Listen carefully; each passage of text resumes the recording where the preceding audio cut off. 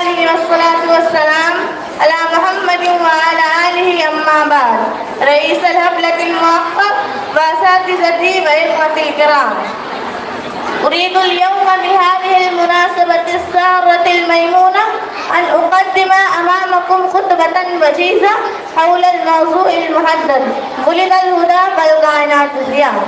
أيها الإخوان، كان العرب قبل بعثة النبي الكريم صلى الله عليه وسلم متناحرين ومتحاربين فيما بينهم، وكانوا منقسمين بين القبائل والشعوب يقتتلون على شيء تافه إلى أمر بعيد، يعبدون الأصنام والأوثان، يسجدون لها التي كانوا ينحتونها بأيديهم، ويقدمون التضحيات والقرابين من الإبل والغنم ومما يحبون من أموالهم. أيها الإخوان، بالجملة كانت الأمة العربية في عريقة الأوهام والتقاليد الشرعية، وكذلك كان شأن الذين يقطنون في البلاد الأخرى لا صلة لهم بالأديان السماوية وكتب الإلهية التي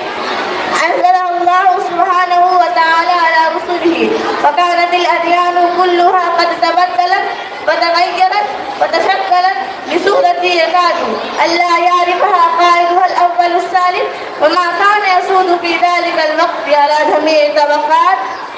جميع طبقات المجتمع إلا الكبر والنخرة والقلاءة والمجون والانهيار الخلقي، وكانت نظم الحكومات متشددة غير مرتبة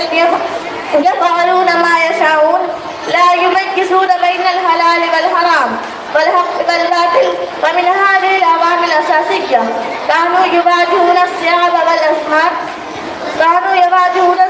والأزمات المتنوعة ويعانون المصائب والمشاكل المختلفة في حياتهم الاجتماعية والفردية. لم يكن فيهم أحد من يصلح أعمالهم الفاسدة. أيها المستمعون الكرام، في ذلك الوقت العصيب اقتضت حكمة الله ومشيئته أن تنقذهم من الغواية والضلالة وترشد إلى الهداية والسعادة، ومن أجل ذلك بعث خاتم النبيين وإمام المرسلين محمد بن عبد الله الأمين ليأخذ يد الإنسان الداهية الحائرة ويمنحه العافية والسلامة والهدوء والطمأنينة سكونها العريقة في الأمواج الآتية من الظلم والعصيان إلى شاة العدل والطاعة والإيمان. ولم يزل رسول الله صلى الله عليه وسلم قائما بأمر الله الذي أنزل إليه ويدعوهم توحيد الرب ويجادلهم بالذي أحسن من البراهين والحجج، صابر على كل معاناة ومتحملا للمكروه، حتى إذا ظهرت البينات الباب وظهرت الآيات أبصارهم ولم تمتنع القلوب من المعرفة بدون تصديق، ولم تجد العقول سبيلا إلى دفع حقه، فاعتنقوا الإسلام وآمنوا بالله كما هو بصفاته وجميع أحكامه، ودخل الإسلام في نفوسهم وامتزج بلحومهم ودمائهم واستقر في أعماق قلوبهم. هكذا أصبح المتحاربون متحابين وأمسى الأعداء أصدقاء.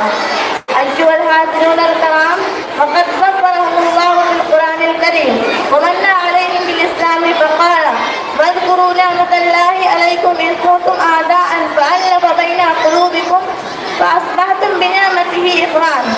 إن كنتم على شفا حفرة من النار فأنقذكم منها. أنزل الملة الإسلامية إن أردنا الخروج والتفلت في هذه الزمان من الأزمات المتنوعة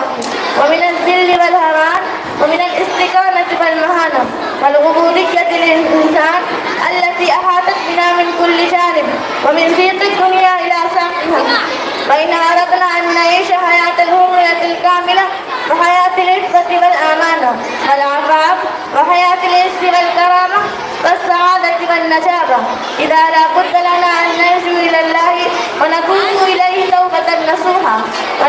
ونعتصم بحبل الله المتين ونتمسك بشريعة الغرائز ونعزى علينا بالنواجذ كي تفتح علينا المنافذ من نور الإله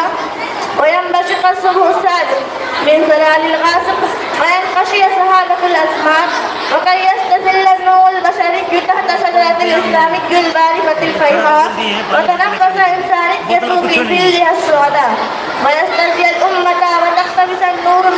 من شريعة نبيها البيساء. لقد أفاد الشاعر فيما قال ولد الهدى فالكائنات فيها حرم الزمان وتبسم الوسلام. أكتفي بهذا الكلمات وما علينا إلا البلاغ.